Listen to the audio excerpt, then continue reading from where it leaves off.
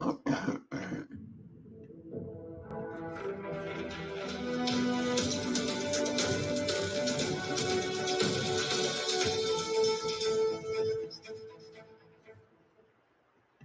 اللہ الرحمن الرحیم۔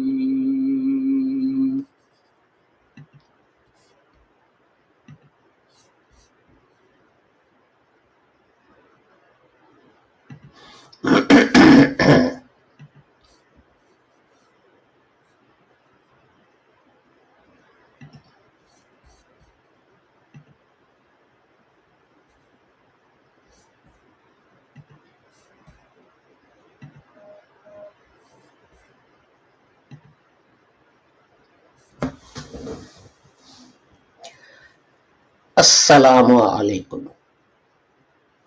آج پیر کا دن ہے اور 9 مئی 2022 کی تاریخ۔ ہماری نشریات تدبر القرآن میں یہ براڈ کاسٹ نمبر 309 ہے، اور اس میں ہم سورہ بقرہ جو ہے اس کی آیت نمبر 100 جو ہے اس کے الفاظ پر بات کر رہے ہیں، اور یہ اس کا جو ہے دوسرا حصہ ہے۔ تو یہ میں آپ کو یاد دلا دوں کہ اپنا جماعت احمدیہ لاہور یہ نشریات جو ہے یہ آپ کی خدمت میں پیش کرتی ہے، اور اس کے بانی تھے حضرت مرزا غلام احمد صاحب قادیانی، اور آپ کی تعلیم تھی کہ دوسرے لوگ جو ہیں وہ کہتے ہیں کہ حضرت کے بعد نبی آ سکتا ہے، لیکن قرآن کریم جو ہے وہ فرماتا ہے کہ حضرت جو ہیں وہ خاتم النبیین ہیں، اور حضرت نے اس کی تفسیر یہ کہہ کر کی کہ لا نبی بعدی، کہ میرے بعد کوئی نبی نہیں، سو اب کوئی نبی نہیں آئے گا، نہ کوئی پرانا نبی آئے گا، نہ کوئی نیا نبی آئے گا۔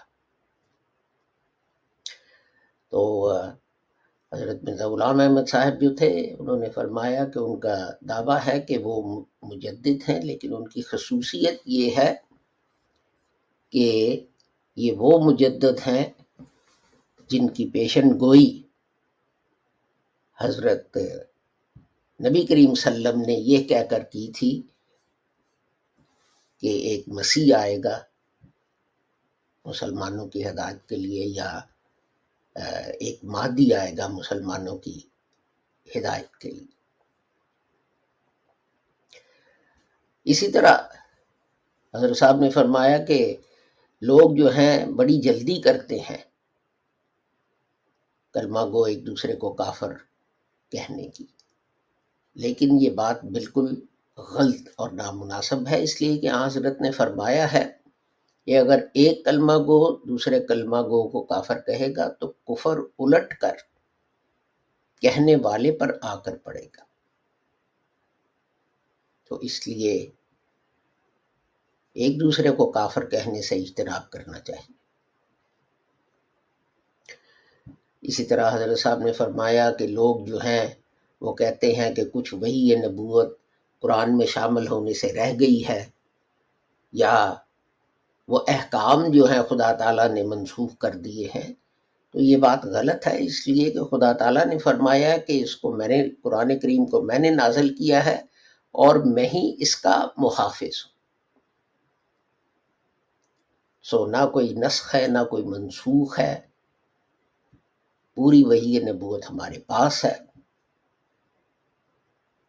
اور حضرت مرزا غلام احمد صاحب نے فرمایا کہ جہاد جو ہے یہ ہر مسلمان پر فرض ہے، لیکن جہاد جو ہے اس کی تعریف ہمیں حضرت سلم جو ہے ان کے ارشادات کی روشنی میں کرنی پڑے گی، کہ ایک لڑائی سے واپسی پہ حضور نے فرمایا کہ ہم جہاد اصغر سے جہاد اکبر کی طرف لوٹ رہے ہیں، تو یہ اصل جہاد ہے جو حضرت نے فرمایا کہ جہاد بن نفس ہے، یہ جو ہے اپنا کہ تلوار لو اور دوسروں پہ چڑھ جاؤ اور ان کے سر کاٹ دو، حضرت نے کہیں ایسے جہاد کی تعلیم نہیں دی۔ بہرحال یہ ضرور ہے کہ اگر دشمن آپ پر تلوار سے حملہ کرے تو ظاہر ہے کہ آپ کو تلوار ہی سے اپنا دفاع کرنا پڑے گا۔ تو آئیے آج کے موضوع کی طرف چلتے ہیں۔ جیسے میں نے عرض کیا کہ اپنا البقرہ جو ہے یہ اس کی آیت نمبر 100 ہے۔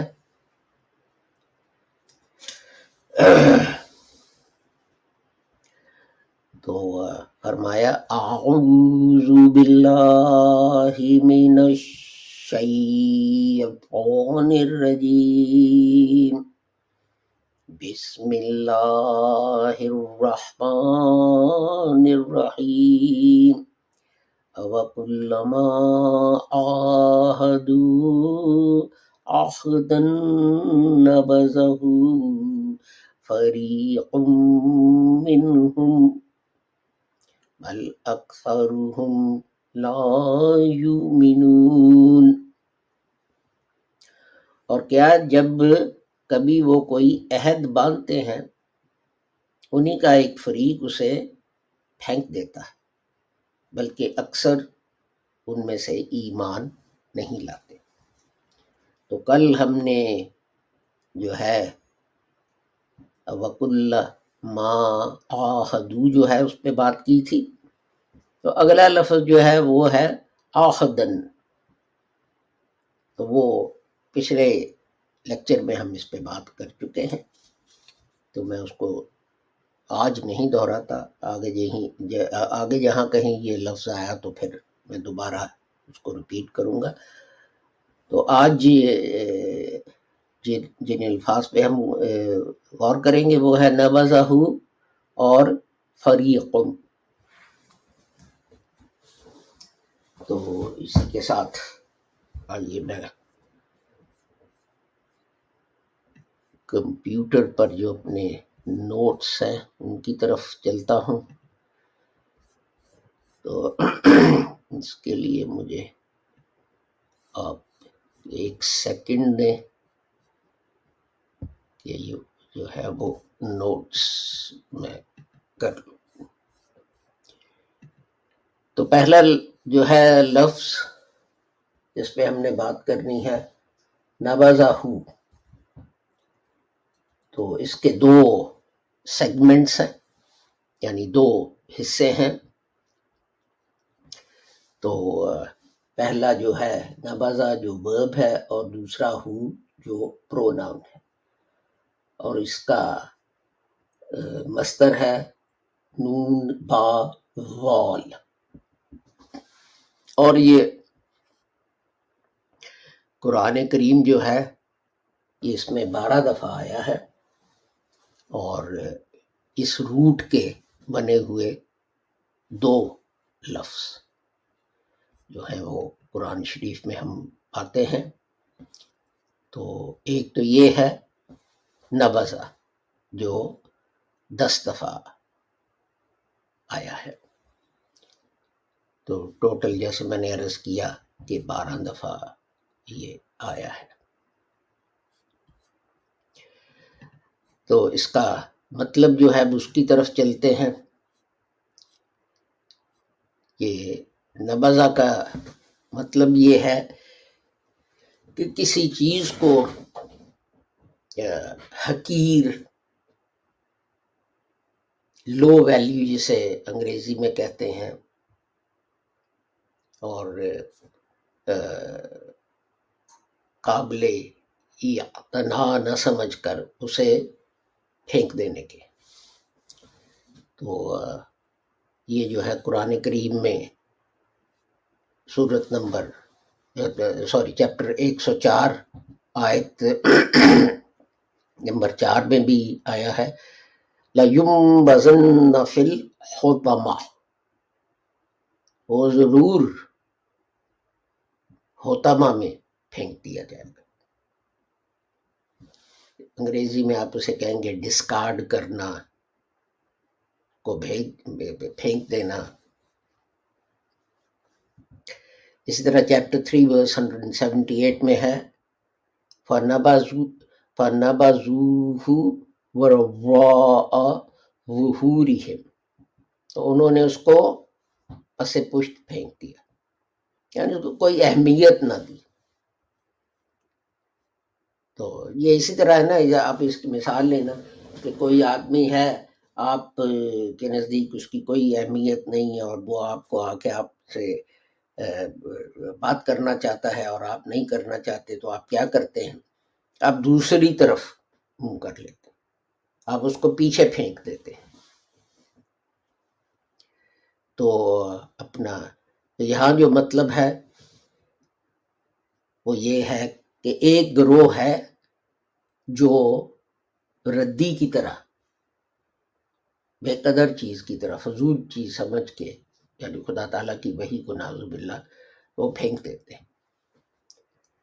اس طرح چیپٹر 28 ورس 40 میں فرمایا فَأَخَذْنَاهُ وَجُنُوهُ فَنَبَذْنَاهُمْ فِي الْيَمِّ، تو ہم نے ان کے جو تھی فوج اس کو پکڑ کے تو دریا میں پھینک دیا۔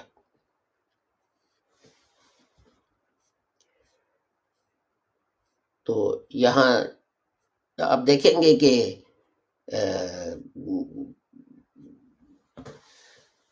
مطلب جو ہے یہ جب ترجمہ کیا جاتا ہے تو اس آیت کا ترجمہ ہوتا ہے کہ دریا میں ڈال دیا، اس لیے کہ ہم محاورتاً ترجمہ کرتے ہیں کہ محاورہ جو ہے جس زبان میں ہم ٹرانسلیشن کر رہے ہیں اس کا محاورہ درست ہو، تو لیکن لٹرلی اس کا ترجمہ ہوگا کہ دریا میں پھینکا، ان کو یہ مطلب ہے ایک ویلیولس چیز سمجھ کے۔ تو اس کا اور بھی استعمال ہے، مثلا چیپٹر 8 ورس 58 میں فرمایا فَمْبِزْ إِلَيْهِمْ عَلَى سَوَاءٍ، تو ان کے ساتھ جو ٹریٹی ہے، جو معاہدہ ہے، یہ ان کی طرف پھینک دو۔ اب اس کا کیا مطلب ہے؟ اس کا مطلب یہ ہے کہ کوئی دشمن ہے یا اور کوئی ہے، تو اس کے ساتھ آپ نے ایک ٹریٹی کی ہے، معاہدہ کیا ہے صلح کا وغیرہ وغیرہ، اور وہ اس معاہدے پر قائم نہیں۔ اگر وہ اس معاہدے پر قائم نہیں ہے تو انہوں نے معاہدہ توڑا، آپ نے نہیں، تو اب آپ برابر کا جواب دیں۔ تو ان کا اس لیے کہ جب آپ نے ایک ٹریٹی کی اور ایک پارٹی نے توڑ دی، تو اب تو اس کی کوئی ایک بے قدر چیز وہ بن کے رہ گئی نا، اب اس کی کوئی ویلیو ہی نہیں۔ ویلیو تو تب تھی کہ دونوں پارٹیز جو ہیں وہ اس کی جو شرائط ہیں ان پہ پابند رہتے۔ تو یہاں اس چیز کا کہ یہ جو ہے معاہدہ تم نے کیا، یہ عہد جو تھا یہ پھینک دو ان کی طرف سے، یعنی یہ ایک اب چیز رہ گئی جس کی کوئی ویلیو نہیں، تو پھینکو، اور جو انہوں نے کیا تو اسی طرح اس کا جو ہے وہ جواب دو۔ چیپٹر 16 آیت نمبر 86-87 میں بھی اسی طرح ہے فَأَلْقَوْا إِلَيْهِمُ الْقَوْلَ إِنَّكُمْ كَاذِبُونَ وَأَلْقَوْا إِلَى اللَّهِ يَوْمَئِذٍ السَّلَامَ، تو وہ ان کے کلام کو ریجیکٹ کر دیں گے اور کہیں گے کہ تم جھوٹ بول رہے ہو، اور اس دن خدا کے سامنے جو ہے پھر وہ جھک جائیں گے۔ تو یہ جو ہے مطلب ہے اس لفظ کا بیسکلی کہ کسی چیز کو بے قدری کسی چیز کی کرنا.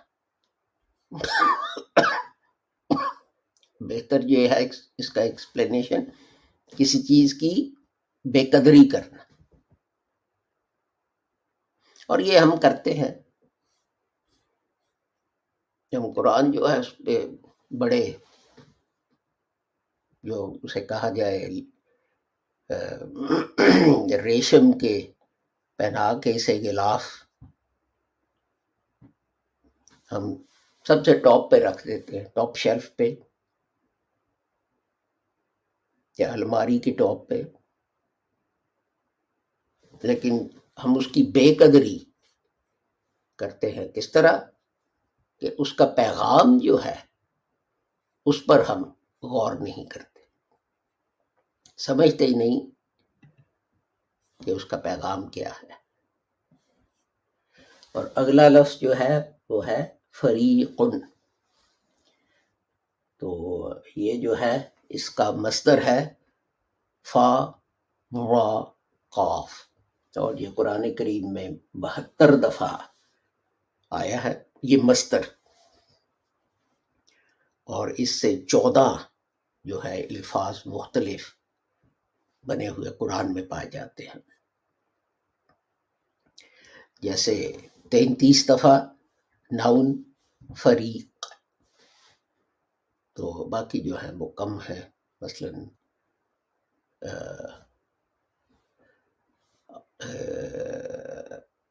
8 دفعہ ہے تفرقہ، 9 دفعہ ہے فرقو، اور 8 دفعہ تو میں نے کہہ دیا. تو بس یہی ہے اس کا، اتنے ہی ہیں. تو یہ دلچسپ لفظ ہے ایک لحاظ سے کہ 2 الفاظ جو ہیں یہ ہیں جن کے ایک ہی معنی ہے تقریباً الفرق والفلق، دونوں کے معنی تقریباً ایک ہی ہے کہ یعنی پھٹ جانا. تو 2 چیزوں کا الگ الگ ہو جانا. تو جیسے چیپٹر 2 ورس 50 میں تھا وَإِذْ فَرَقْنَا بِكُمُ الْبَحْرَ، کہ ہم نے دریا کو پھاڑ دیا، اس کے 2 حصے 2 ٹکڑے کر دیے. تو الفرق چیپٹر 26 ورس 24 کے معنی ہے الگ ہونے والا ٹکڑا، اور اسی سے لفظ بنا ہے فرقہ، یعنی وہ گروہ یا جماعت یا لوگ جو الگ ہو جائیں. تو طلوع فجر جو ہے اس پہ یہ دونوں الفاظ جو ہیں فراقن اور فلق دونوں بولے جاتے ہیں. تو اور یہ ہے قرآن میں چیپٹر 26 ورس 63 پہ قرآن شریف یہ فرماتا ہے فن فلق فکانا کل فریق کالطود العظیم، چیپٹر 26 ورس 63. تو دریا پھٹ گیا اور اس کے دونوں حصے جو تھے اس طرح ہو گئے کہ جس طرح پہاڑ ہو. تو اب یہاں دیکھیں کہ دونوں الفاظ جو ہیں وہ استعمال ہوئے ہیں، فلاقہ اور فریقن. تو بہرحال فریق کی بات ہو رہی تھی، تو یہ اس جماعت کو کہتے ہیں جو دوسروں سے الگ ہو. جیسے چیپٹر 3 ورس 78 میں کہا وَإِنَّ مِنْهُمْ لَفَرِيقًا يَلْوُونَ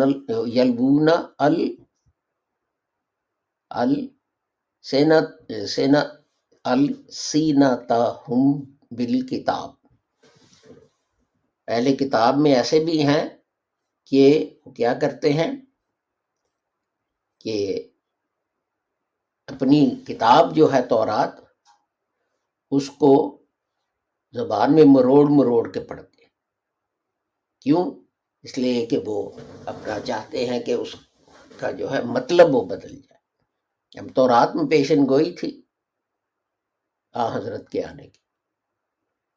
اب وہ اس طرح نہیں پڑھنا چاہتے کہ اس سے ثابت ہو کہ حضرت صلی اللہ علیہ وآلہ وسلم جو ہیں ان کی باسط ان پیشن گوئیوں کے متعلق تھی، یا وہ تورات کو زبان مروڑ مروڑ کر اس لیے بھی پڑھتے تھے کہ وہ کئی دفعہ حضرت کے پاس آتے تھے کہ جی اس چیز کا آپ فیصلہ کریں. اب اسلامی جو ہے ایک اصول بہت بلند حضرت نے قائم کیا، اور وہ یہ تھا کہ جناب مذہب اسلام جو ہے اس کے قوانین جو ہیں وہ صرف مسلمانوں پہ لاگو ہوں گے.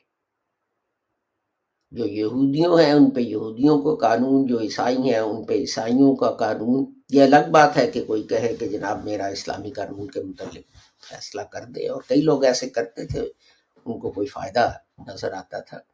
اور یہ ایسی کوئی بات نہیں. آج کل کے زمانے میں بھی طلاق جو ہے وہ انٹرنیشنل چیز بن چکی ہے، اور اگر بیوی جو ہے اس کی نیشنلٹی تھائی لینڈ کی ہے اور خاوند انگریز ہے اور وہ رہتے دبئی میں ہیں، اور ان کی پراپرٹی امریکہ میں بھی ہے، انگلینڈ میں بھی ہے، جرمنی میں بھی ہے، تھائی لینڈ میں بھی ہے، تو اگر طلاق ہونی ہے دونوں میں سے ہر ایک یہ دیکھے گا کہ کس ملک کا قانون مجھے فیور کرتا ہے کہ میں طلاق جو ہے وہ وہاں دوں. تو اس لیے یہ جو ہے یہ اب بھی جاری ہے کہ بہت دفعہ جو غیر مسلم تھے وہ دیکھتے تھے کہ جناب اگر ہم اسلامی قانون کے تحت فیصلہ لیں تو ہمارے لیے بہتر ہے، تو وہ یہ ٹرائی کرتے تھے. بہرحال تو جب وہ چاہتے تھے کہ تورات کے مطابق فیصلہ ہو تو وہ حضرت کے پاس جاتے تھے، تو حضور کہتے تھے کہ جی آپ کی کتاب میں کیا لکھا ہے. اب وہ جو تھے وہ نہیں چاہتے تھے کہ تورات کے مطابق فیصلہ ہو، تو پھر وہ کوشش کرتے تھے کہ ایسی طرح اس کو پڑھا جائے کہ یہ زوبینی بن جائے، یا اس میں درست بات جو ہے وہ نہ سمجھ آئے. تو یہ ہے جو وہ مروڑ مروڑ کے جو ہے جو کرتے ہیں. تو اسی طرح قرآن میں نے فرمایا ہے چیپٹر 42 ورس 7 میں فریقن فی الجنت و فریقن فی السعیر، کہ ایک فریق، اگر آپ اردو جانتے ہیں تو اتنا مشکل نہیں ہے، فریقن ایک فریق، فی ان جنت میں ہوگا، وا اور فریقن دوسرا فریق یا ایک اور فریق وہ دوزخ میں ہوگا. صرف ایک لفظ ہے ساری آیت میں، یہاں آپ کو شاید ڈکشنری دیکھنی پڑے کہ اس کا مطلب کیا ہے، فی السعیر. تو اسی طرح کوشش کرے تو جو اردو احباب ہے وہ بڑی جلدی عربی جو ہے وہ سمجھ سکتے ہیں.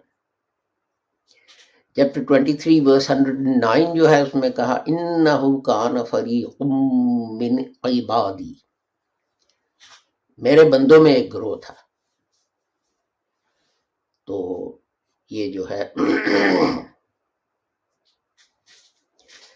اسی طرح وَتُخْرِجُونَ فَرِيقًا مِّنْكُمْ مِّن دِيَارِهِمْ چیپٹر 2 ورس 85، اور اپنے میں سے بعض لوگوں کو وطن سے نکال بھی دیتے تھے. اس میں بھی آپ دیکھیں تخرجون اردو میں بھی اخراج کہتے ہیں، فریقم فریق جس پہ ہم بات کر رہے ہیں، من میں دیارہم اپنے وطن سے. دیار جو ہے وہ بھی اردو میں استعمال ہوتا ہے. تو یہ تھوڑی سی کوشش کی بات ہوتی ہے. تو اپنا یہ فارقہ جو ہے اصل میں ایک لحاظ سے دیکھا جائے تو چیز کو کاٹنا پھاڑنا الگ کرنا، تو یہ جو ہے نکلا ہے سر کی مانگ جو ہے اس کا بنیادی مطلب آپ کہہ سکتے ہیں کہ مانگ نکالتے ہیں تو کچھ بار دائیں ہو جاتے ہیں، کچھ بائیں آپ کر دیتے ہیں، وہ الگ ہو جاتے ہیں. تو یعنی بنیادی چیز ایک اور اس میں یاد رکھنے والی یہ ہے کہ ایک جیسی کوئی چیز جو ہے ٹھیک ہے وہ الگ کرنا لیکن وہ ایک ہی جیسی ہو. جیسے فرقہ بن جانا، کہتے ہیں جی شیعہ فرقہ سنی فرقہ، وہ سارے مسلمان ہیں ایک ہی جیسے ہیں، تو لیکن آپ ان کو الگ کر دیتے ہیں. جس طرح مانگ جو ہے وہ سر کے بالوں کو الگ کرتی ہے، ایک ہی طرح کی چیز ہے. تو یہ باتوں کے لیے بھی آتا ہے، راستوں کے لیے بھی آتا ہے یہی چیز کہ بات کو جس طرح انصاف جو ہے اس کے بارے میں بھی وہاں بھی یہ لفظ استعمال ہوتا ہے کہ باتوں کو الگ الگ کر دینا، فیصلہ کرنا، یعنی سچ اور جھوٹ کو الگ الگ کر دینا. تو یہ جو ہے اس کے سارے جو ہے وہ مطالب ہیں. تو ایک چیز جو ہے وہ جس پہ ہمیں غور کرنا چاہیے وہ یہ ہے کہ اختلاف رائے جو ہے وہ غلط نہیں، لیکن اختلاف رائے کے کچھ اصول ہوتے ہیں. تو جب آپ اختلاف رائے پہ ایک دوسرے کو کافر، غدار، اس طرح کی باتیں کہنا شروع کر دیں تو پھر یہ ہوتا ہے کہ وہ اختلاف رائے نہیں رہ جاتا، وہ ایک جھگڑے کا باعث بن جاتا ہے. تو اپنا اس بات کا خیال رکھنا چاہیے. دیکھیں صحابہ کرام کے زمانے میں اختلاف ہوتا تھے، بڑے شدید اختلاف ہوتے تھے. آپ کو پتہ ہی ہے جب حضرت صلی اللہ علیہ وآلہ وسلم فوت ہو گئے تو کتنا شدید اختلاف جو تھا وہ مہاجرین اور انصار جو تھے وہ ان میں ہو گیا کہ اپنا انصار کہتے تھے کہ جناب تم نے تو حضرت کو پروٹیکشن نہ دی، ہم نے پروٹیکشن دی، ہم نے خطرہ مول لیا. حملہ ہوتا تھا تو مدینہ پر ہوتا تھا، اور آج حضور فوت ہو گئے ہیں تو آپ جو ہیں وہ کہتے ہیں کہ جی اگلا خلیفہ ہم میں سے ہوگا. لیکن جب حضرت ابوبکر جو ہیں وہ خلیفہ چنے گئے تو کسی نے چونچرا نہ کی، سب نے بیعت کر لی. یہ اختلاف رائے ہے کہ کتنا بھی شدید ہو لیکن ایک دفعہ فیصلہ ہو جائے تو پھر جو ہے بات ختم ہو جاتی. تو لیکن اگر آپ جو ہیں مجھے کسی نے ابھی فون کیا کہ جی عید الاضحیٰ جو ہے وہ کس دن ہے، تو میں نے انہیں کیلکولیٹ کر کے بتایا کہ میرے خیال میں فلاں دن ہے، شاید 10 جولائی میں نے انہیں کہا، تو سم تھنگ لائک دیٹ.